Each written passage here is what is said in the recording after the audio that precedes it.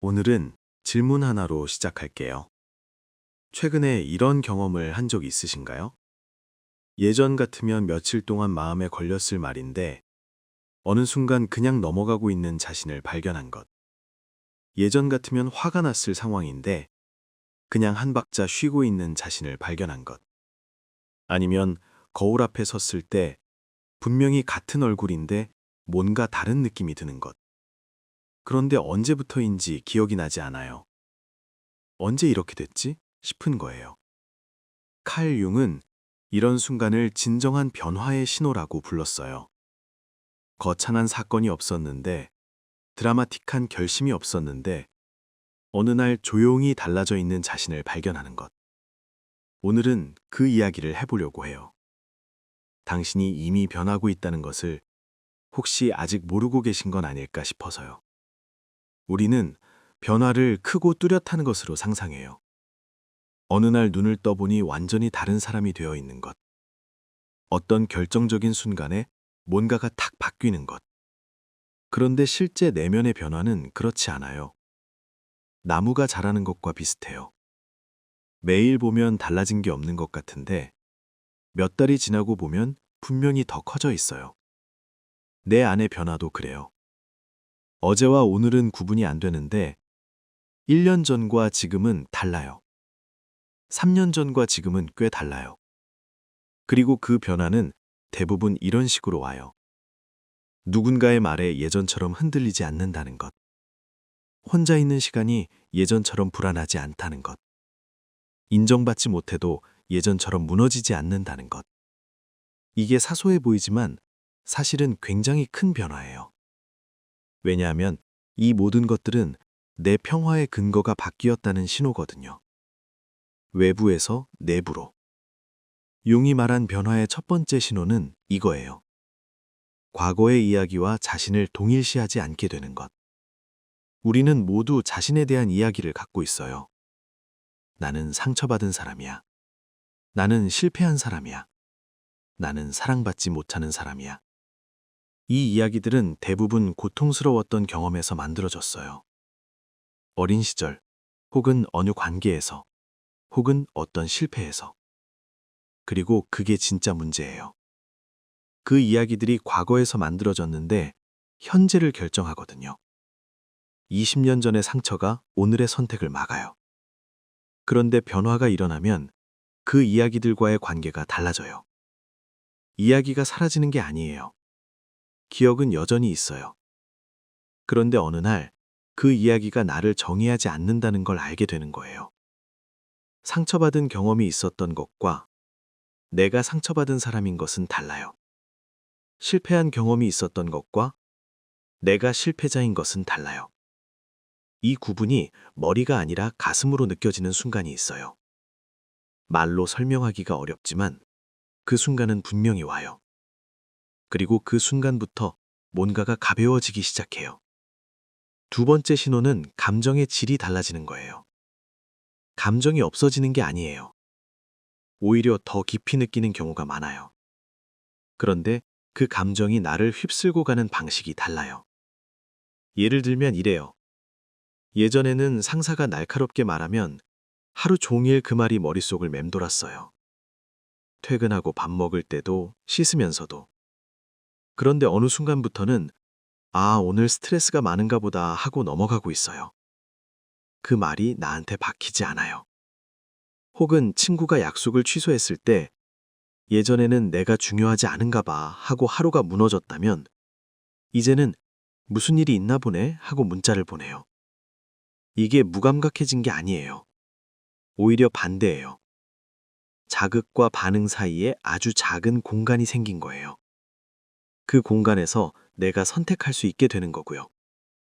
융은 이걸 감정에 사로잡히지 않으면서도 감정을 충분히 느끼는 상태라고 표현했어요. 강물에 빠져서 휩쓸리는 게 아니라 강변에 서서 강물을 바라보는 것처럼요. 세 번째 신호는 관계의 결이 달라지는 거예요. 예전에는 누군가와 함께 있어야 했다면 이제는 함께 있고 싶어서 함께 있어요. 필요가 선택이 되는 거예요. 이게 미묘한 것 같아도 실제 느낌은 꽤 많이 달라요. 필요해서 나온 관계에는 항상 불안이 깔려 있어요. 이 사람이 떠나면 어쩌지? 이 사람이 나를 싫어하면 어쩌지? 그래서 자꾸 자신을 맞추게 되고, 자꾸 더 잘 보이려고 하게 되고, 자꾸 상대의 눈치를 보게 되죠. 그런데 선택에서 나온 관계는 달라요. 이 사람과 함께 있는 지금이 좋아. 그 이상도 이하도 아닌 거예요. 그 관계에는 집착이 없어요. 기대도 줄어요. 그러니까 오히려 더 편안하게 진심이 나와요. 한국 사회에서는 특히 이게 쉽지 않아요. 관계에서 무언가를 얻고 무언가를 줘야 한다는 게 너무 깊이 들어와 있으니까요. 가족 관계도, 직장 관계도, 친구 관계도. 그런데 이 불안이 조금씩 빠져나가기 시작하면 관계가 전반적으로 가벼워져요. 더 자주 진심이 나오고 덜 후회하게 돼요. 네 번째 신호는 외부의 평가에 덜 흔들리게 되는 거예요. 좋아요 개수, 누군가의 반응, 상사의 평가, 부모님의 기대. 이것들이 여전히 보이기는 해요. 그런데 그게 나를 정의하지 않는다는 게 느껴지기 시작해요. 예전에는 칭찬받으면 하늘을 날 것 같고 비판받으면 땅에 떨어지는 것 같았다면 이제는 그 진폭이 조금 줄어요. 흔들리기는 하는데 예전만큼 오래가지 않아요. 이게 특히 한국에서는 의미가 커요. 체면과 시선을 중시하는 문화 속에서 남들이 어떻게 볼지보다 내가 어떻게 느끼는지가 더 중요해지기 시작하는 것. 옷 하나를 고를 때도, 커리어 방향을 정할 때도, 어디서 살지를 정할 때도 기준이 밖에서 안으로 이동하는 거예요. 이게 이기적인 게 아니에요. 오히려 자기 자신에게 더 솔직해지는 거예요. 그리고 그 솔직함이 관계도, 일도, 삶도 더 진짜로 만들어줘요. 다섯 번째 신호는 상처가 흉터가 되는 거예요. 흉터는 여전히 거기 있어요. 기억도 남아 있어요. 그런데 더 이상 아프지 않고 일상에 지장을 주지 않아요. 이게 상처를 잊는 것과는 달라요. 무감각해지는 것과도 달라요. 상처를 완전히 받아들이는 거예요. 그것이 있었고, 그것이 나를 만들었고, 그렇지만 그것이 나의 전부는 아니라는 것을. 그리고 어느 순간부터는 그 상처에 대한 질문이 달라져요. 왜 나한테 이런 일이 일어났을까?에서 이 경험이 나한테 무엇을 남겼을까?로. 이게 억지로 긍정하는 게 아니에요. 상처를 좋은 것으로 포장하는 게 아니에요.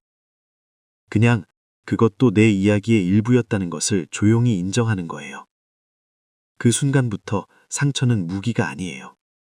짐도 아니에요. 그냥 내가 걸어온 길의 일부가 돼요. 마지막으로 제가 가장 좋아하는 신호예요. 현재 순간이 충분해지는 것. 예전에는 항상 다른 곳에 있고 싶었어요. 과거를 그리워하거나 미래를 걱정하거나 더 나은 상황을 바라거나 지금 이 자리, 지금 이 삶, 지금 이 나. 이것만으로는 부족한 것 같은 느낌. 그런데 변화가 일어나면 지금 여기에서 충분히 좋은 것들이 보이기 시작해요. 아침에 따뜻한 커피 한 잔. 창문으로 들어오는 햇살. 별말 없이 옆에 있어주는 사람. 특별한 것들이 아니에요. 그런데 그게 충분해지는 거예요. 이게 현실에 안주하는 게 아니에요. 여전히 꿈이 있고 여전히 더 나아가고 싶어요. 그런데 그 목표를 향해 가는 과정에서도 지금이 좋다는 걸 느낄 수 있게 돼요. 미래의 행복을 위해 현재를 희생하지 않아도 된다는 것. 지금도 이미 살고 있다는 것. 그게 느껴지는 순간들이 조금씩 늘어나요. 오늘 이야기한 것들을 다시 한번 조용히 들여다봐 주세요. 과거의 이야기가 예전만큼 나를 붙잡지 않는다. 감정이 오더라도 예전만큼 오래 머물지 않는다.